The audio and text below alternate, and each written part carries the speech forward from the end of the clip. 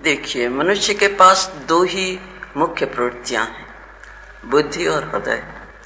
वो किसी शून्य से शून्य में अवतरित नहीं होता, एक विशेष परिवेश में उत्पन्न होता है।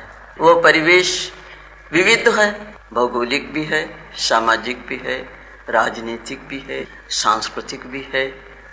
उस परिवेश के विविध रूप हैं।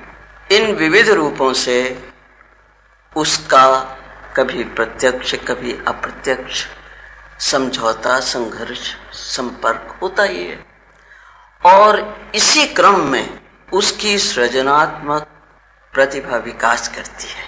वो केवल दैहिक स्तर पर तो नहीं जीता जी। मनुष्य के पास चेतना के कई स्तर हैं और सहज चेतना से लेकर के अवचेतन तक, चेतन तक, पराचेतन तक उसकी गति है।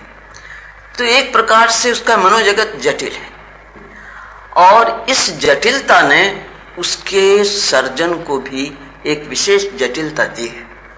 किस आयाम पर वो कैसा सृजन करता है, ये उस साहित्यिक विधा पर निर्भर है। जैसे तीव्र संवेग उससे उत्पन्न होता है। तीव्र संवेग में वो उपन्यास नहीं लिख सकता, कथा साहित्य नहीं लिख सकता। उस संवेग चला जाएगा, बाढ़ उतर जाएगी, संस्कार रह जाएगा। तब उसके मनोजगत में उसके लिए भूमिका तैयार होगी, उसकी बुद्धि उसमें सहायता देगी, उसकी अनुभूति उसमें सहयोग देगी। मूलभूत तो अनुभूति ही है, सुखात्मक हो दुखात्मक हो, किसी प्रकार की अनुभूति हो, वो उसको गति देती है और बुद्धि उसको दिशा देती है। इन दोनों से मिलकर के वो सृजन करता है। साहित्यकार यदि वो कवि है तब तो वो संवेग की भूमिका में भी सृजन कर सकता है और उसी में अच्छा करेगा। अनुभूति की तीव्रता में डूब कर ही वो अधिक सुंदर काव्य देगा।